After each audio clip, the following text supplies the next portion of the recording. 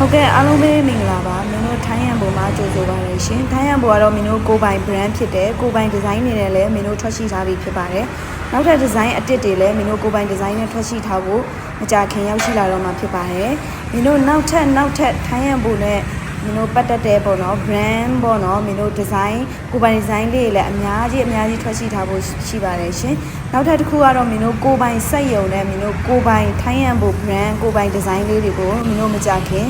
ထုတ်လုပ်တော့မှာမို့လို့ပေါ့နော်တက်ဆင်တော့မှာမို့လို့မင်းတို့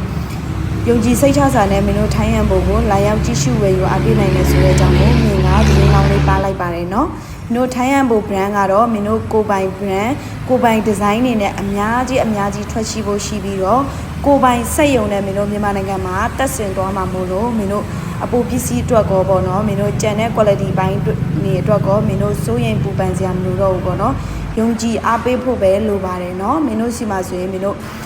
အများကြီးဘိန်းနေလဲရွေးချယ်စရာအများကြီးထားပေးတယ်မင်းတို့ဒီဇိုင်းပိုင်းမှာဆိုလဲမင်းတို့သူများနဲ့မတူတဲ့ဒီဇိုင်းတွေကိုမင်းတို့ဆက်လက်ပြီးတော့မှလည်းမင်းတို့ထုတ်လုပ်ပေးဖို့အစီအစဉ်တွေရှိပါတယ်ပေါ့เนาะဆက်လက်ပြီးမှလည်းမင်းတို့ကိုပိုင်ဒီဇိုင်းလေးလည်းရှိထားတယ်နောက်ထပ်လည်းမင်းတို့ထပ်ပြီးတော့လာတော့မှဖြစ်တဲ့အတွက်မင်းတို့ထိုင်းအမ်ဘိုကိုမင်းတို့လာရောက်ကြည့်ရှုပြီးတော့မှစိတ်ကြိုက်